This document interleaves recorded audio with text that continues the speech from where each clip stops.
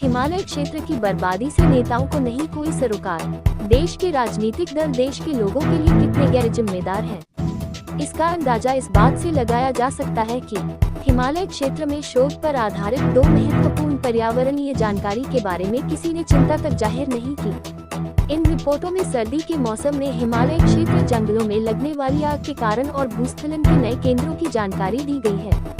दरअसल ऐसी जानकारियों को गंभीरता से लेने पर राजनीतिक दलों के वोट बैंक में इजाफा नहीं होता।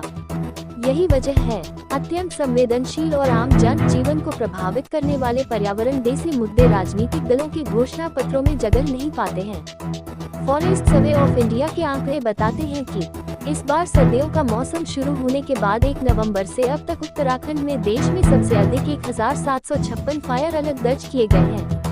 ये संख्या महाराष्ट्र 1028, कर्नाटक 924, मध्य प्रदेश 868 और छत्तीसगढ़ 862 जैसे उन राज्यों की तुलना में काफी ज्यादा है, जो पारंपरिक रूप से जंगल में आग के मामले में अधिक संवेदनशील माने जाते हैं। आमतौर पर दिसंबर जंगल में आग के लिहाज से सबसे शांत महीना माना जाता है, लेकिन पिछले 3 सालों में उत्तराखंड के लिए ये धारणा गलत साबित हुई है। दिसंबर में उत्तराखंड में बिल्कुल भी बारिश नहीं हुई। जंगल की जमीन में नमी का लेवल बहुत कम है।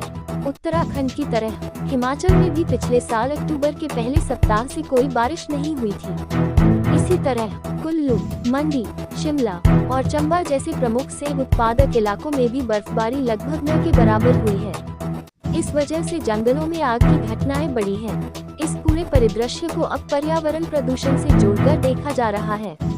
देहरादून, ऋषिकेश और हल्द्वानी जैसे शहरों में एयर क्वालिटी इंडेक्स बार बार बेहद खराब श्रेणी में पहुंच रहा है। देहरादून में तो कई बार यह इंडेक्स 300 की पार जा चुका है, जो सीधे तौर पर लोगों की सेहत के लिए खतरनाक माना जाता है। उत्तराखंड पर्यावरण संरक्षण बोर्ड की ओर से कराए गए एक अध्ययन ने चिंता और बढ़ा दी है। रिपोर्ट में सामने आया कि पर्यावरण प्रदूषण में फॉरेस्ट फायर की भूमिका 15 से 20% तक है, जो कि बेहद गंभीर आंकड़ा है। उत्तराखंड का हिमालयी भूगोल, जलवायु परिवर्तन और तेज विकास की दौड़ मिलकर राज्य के लिए बड़ी चुनौती बनते जा रहे हैं। उत्तराखंड में पिछले कुछ वर्षों में राज्य में तेज गति से सड़क निर्माण और बड़े बड़े इंफ्रास्ट्रक्चर प्रोजेक्ट्स हुए हैं। इसका परिणाम ये निकला कि चारधाम यात्रा रूट के आसपास लगभग 100 नए भूस्खलन क्षेत्र पैदा हो गए। पहले से मौजूद संवेदनशील जोन भी और अधिक खतरनाक हो गए हैं। चारधाम यात्रा और पर्यटन उत्तराखंड की अर्थव्यवस्था की रीढ़ है, लेकिन तेजी से निर्माण कार्यों ने पहाड़ों की प्राकृतिक संरचना को कमजोर किया है। सड़क और हाइड्रो प्रोजेक्ट्स के लिए बड़े पैमाने पर ब्लास्टिंग की गई, भारी मशीनरी का उपयोग हुआ, जंगलों का व्यापक कटान किया गया। इन सभी वजहों से पुराने भूस्खलन क्षेत्र सक्रिय हुए और नए भूस्खलन क्षेत्र भी बन गए। उत्तराखंड के नेशनल हाईवे नेटवर्क पर करीब 400 भूस्खलन स्थल चिन्हित किए गए हैं। उत्तराखंड में मानसून सीजन में हर साल प्राकृतिक आपदाओं से भारी नुकसान होता है। साल 2025 के मानसून सीजन में अब तक उत्तराखंड में रिकॉर्ड बारिश हुई है। उत्तराखंड में 2016 से 25 तक प्राकृतिक आपदाओं की घटनाओं में वृद्धि हुई है, जिसमें हजारों लोगों की जान गई है। पिछले 11 वर्षों में 27,197 प्राकृतिक घटनाएं हुई हैं, जिनमें अतिवृष्टि और भूस्खलन की घटनाएं प्रमुख हैं। साल 2025 में सबसे अधिक घटनाएं दर्ज हुई, जिसमें 720 लोगों की मौत और 1207 लोग घायल हुए थे। इन 11 सालों के आंकड़े में केदारनाथ की साल 2013 में 16 और 17 जून को आए प्राकृतिक आपदा के आंकड़े नहीं जोड़े गए हैं। उस दौरान अकेले केदारनाथ में ही 4,400 से ज्यादा लोग या तो लापता हो गए थे या फिर मारे गए थे। हिंदू कुश हिमालय का इलाका भारत, चीन, नेपाल, भूटान, पाकिस्तान, अफगानिस्तान, म्यांमार और बांग्लादेश तक फैला हुआ है। यहाँ गंगा, सिंधु और ब्रह्मपुत्र जैसी 11 बड़ी नदियाँ बहती हैं। बसंत के महीने में बर्फ पिघलने से ही इन नदियों को पानी मिलता है। लगभग 17% आबादी पीने के पानी की जरूरतें पूरी करने के लिए सीधे तौर पर इससे जुड़ी हुई है। इसी पानी का उपयोग सिंचाई और हाइड्रो पावर के लिए भी किया जाता है। साइंटिफिक रिपोर्ट्स जर्नल में प्रकाशित एक अध्ययन के अनुसार जलवायु परिवर्तन के कारण हिंदू कुश हिमालय क्षेत्र के तापमान में वैश्विक औसत से 0.74 डिग्री सेल्सियस अधिक वृद्धि दर्ज की गई है।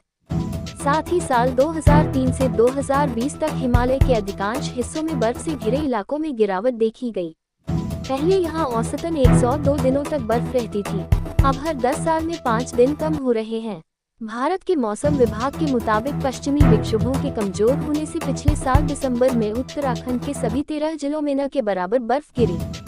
गढ़वाल में इस साल जनवरी में बर्फबारी का अभाव देखा गया। ऐसा पिछले 40 सालों में पहली बार हुआ है। कम हिमपात के चलते जटामांसी और कुट्टी जैसी महत्वपूर्ण आयुर्वेदिक जड़ी बूटियां विलुप्त हो रही हैं। हिमालयी क्षेत्रों में स्नो ड्रॉट या बर्फ का सूखा जैसी स्थिति बन रही है। विशेष रूप से 3000 से 6000 मीटर की ऊंचाई वाले क्षेत्रों में ये प्रभाव सबसे अधिक देखा गया है।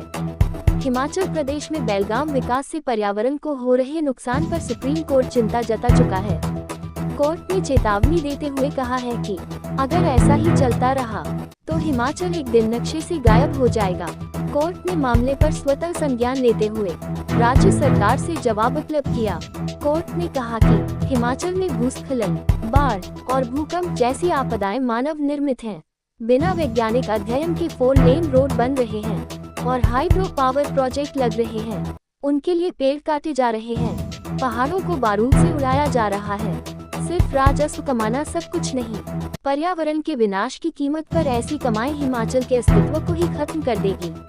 आश्चर्य की बात यह है कि राजनीतिक दलों को जो काम करना चाहिए उसे सुप्रीम कोर्ट को करना पड़ रहा है। अभी भी वक्त है। हिमालय क्षेत्र के पर्यावरण की यदि सुध नहीं ली गई की तो भविष्य में ज्यादा गंभीर दुष्परिणाम देखने को मिलेंगे। योगेंद्र योगी। इस लेख में लेखक के अपने विचार हैं।